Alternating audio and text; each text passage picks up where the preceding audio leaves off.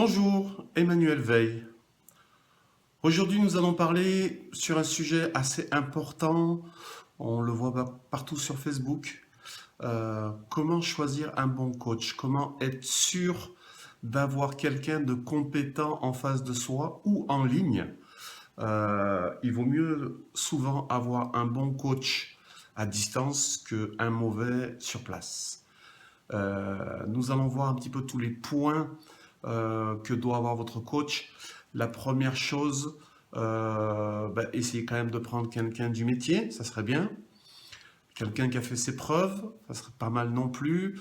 Après, vous pouvez regarder par rapport à ses diplômes ou par rapport à ses expériences en compétition ou en suivi ou en quoi que ce soit. Voilà. Après, c'est pas parce qu'il est bon qu'il faut pas le remettre en question. Euh, Quand on suit une préparation, il faut la suivre à 100%, sauf si on n'a pas de résultat. À ce moment-là, il faut commencer à le mettre en défaut et se poser les bonnes questions. Mais si vous avez des résultats, je dirais à ce moment-là, si vous êtes dans les mêmes convictions que votre coach, suivez-le aveuglément. Voilà, donc nous allons voir tous les points que doit avoir un bon coach.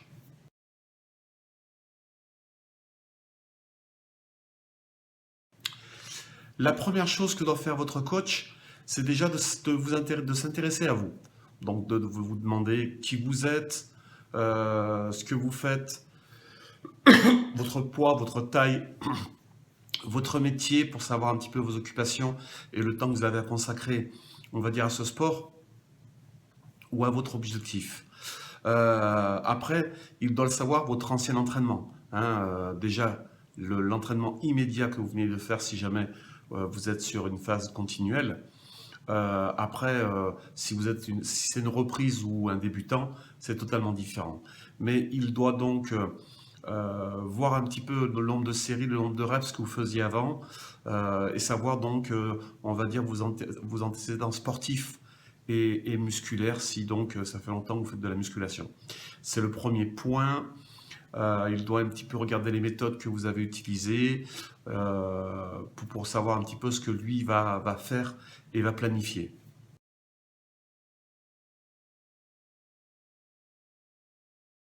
Il doit s'intéresser à votre alimentation. Donc, il va vous demander de lui écrire ce que vous mangez pendant 3 jours au moins minimum pour pouvoir faire un ratio calorique de ce que vous mangez et une moyenne sur 3 jours.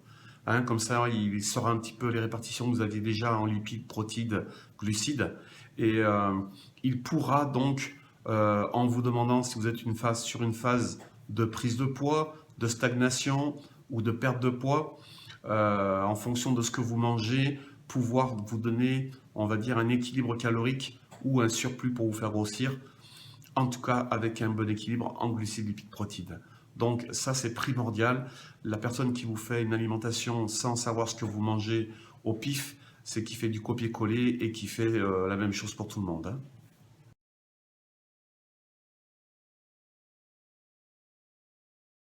Il doit vous demander une prise de sang, surtout si vous êtes dans le body, pour savoir un petit peu où en sont, on va dire, vos repères par rapport à cette prise de sang, vos transaminases, votre urée, et ainsi de suite, pour savoir un petit peu si votre corps est en bonne santé ou pas en bonne santé.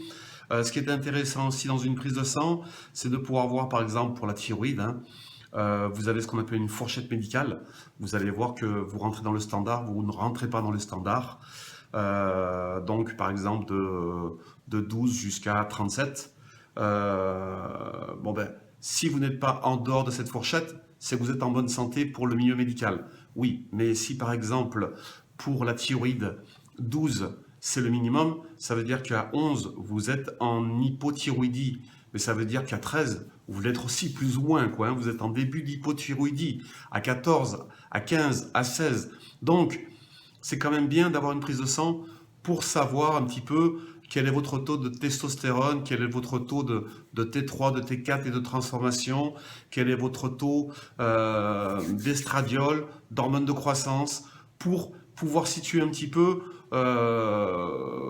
votre système hormonal et puis voir votre taux de cholestérol pour voir un petit peu si justement vous n'êtes pas ou au plafond ou dans les choux. Parce que son travail, même dans une préparation pour un but musculaire, sera quand même de faire en sorte que ces prises de sang soient de mieux en mieux.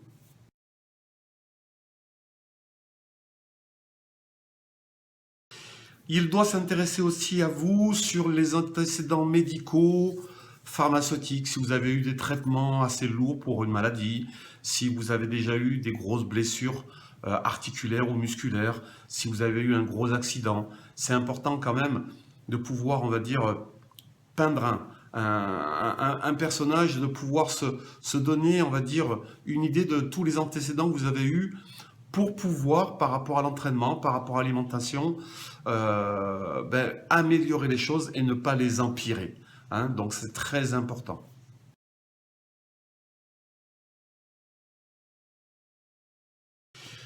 Il doit vous demander votre objectif et puis à la vitesse auquel vous voulez aller. Si vous lui dites je veux faire Monsieur Olympia demain,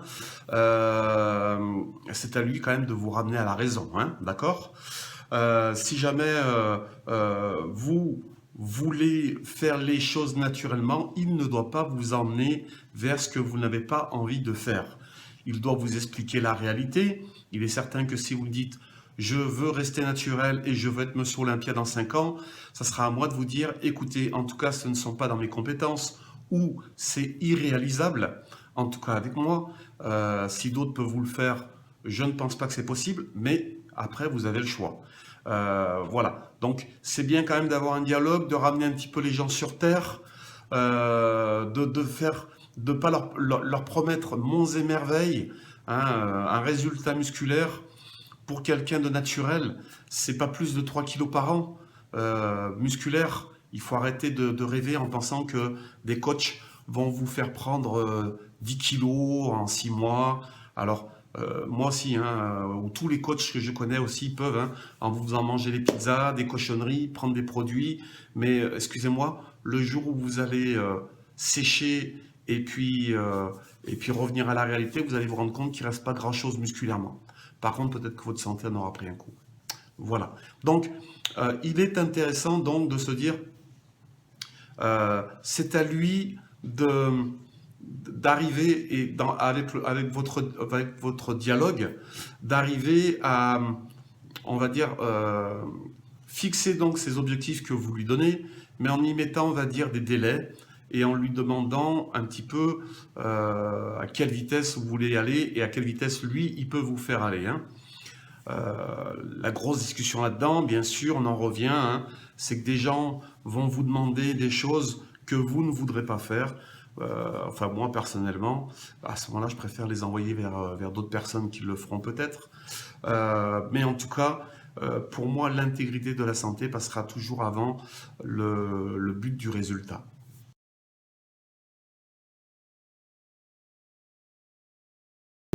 Il doit vous demander un petit peu ou détecter vos points faibles. Hein, parce que dans une belle préparation, une bonne préparation, on doit pouvoir commencer à faire travailler les points faibles pour que, au fur et à mesure, eh bien, vous ayez un physique qui soit, on va dire, équilibré et irréprochable, sans points faibles.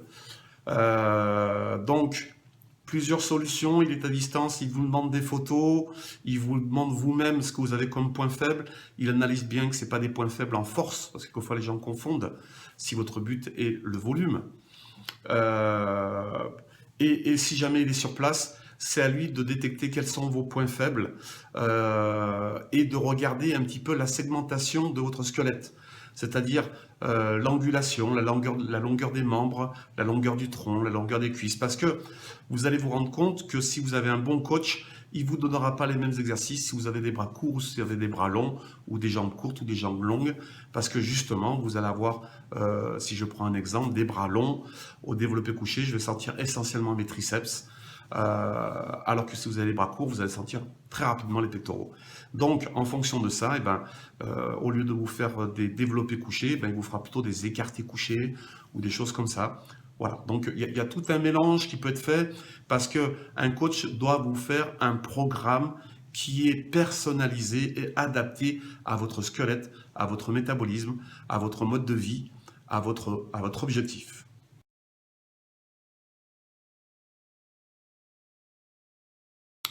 Et une chose qui est très importante pour moi, un bon coach, il doit avoir de l'empathie. Qu'est-ce que c'est l'empathie? Un bon coach, il s'intéresse à vous, il s'intéresse à votre résultat, il s'intéresse à votre santé, il s'intéresse à votre personne et il n'est pas là pour vous prendre et faire de la publicité. La publicité, lui, il doit en faire simplement par le bouche à oreille du fait qu'il ait des résultats. Un bon coach ne se met pas en avant et même devant son athlète. Moi, personnellement, vous me connaissez en tant qu'athlète, en tant que coach. Je peux vous dire qu'il y a énormément de gens qui sont sur les podiums et souvent à la première place, que je coach, que je suis, mais je dirais en sous-marin. On ne le sait pas et je ne le dirai pas. Parce que quelquefois, des gens qui ont un très très bon niveau n'aiment pas trop qu'on dise qu'ils ont été aidés par quelqu'un, qu'ils ont été coachés par quelqu'un. Mais en tout cas, pour moi, le plus important, c'est votre vie d'athlète. Maintenant, le coach est derrière pour faire une équipe, mais ce n'est pas lui qui va se mettre en avant en disant « c'est moi qui l'ai fait, c'est moi qui l'ai si j'ai eu cette personne, donc regardez mon team, on est 40 et ainsi de suite ». Autrement, partez du principe qu'on est sur quelqu'un qui est commercial.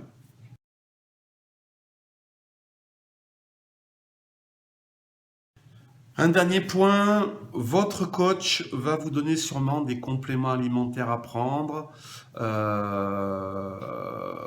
et voire plus. Ce n'est pas lui qui va vous vendre les compléments, ou alors il va vous laisser le choix. Hein. Ça veut dire que personnellement, je vais vous donner plusieurs marques pour pouvoir vous préparer.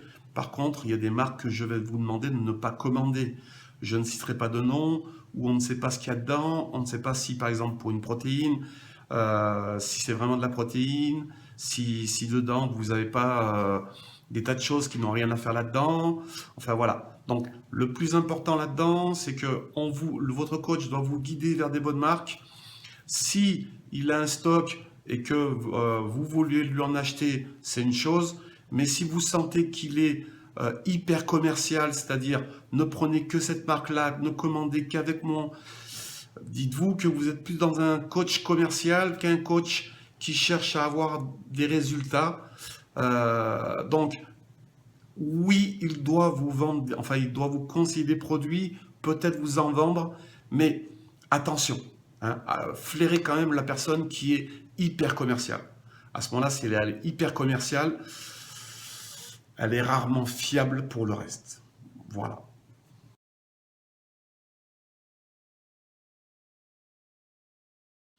Voilà, j'espère que cette vidéo vous aidera à pouvoir trouver le bon coach. On ne peut pas tout plaire à tout le monde et on ne peut pas avoir tout le monde en suivi. Hein.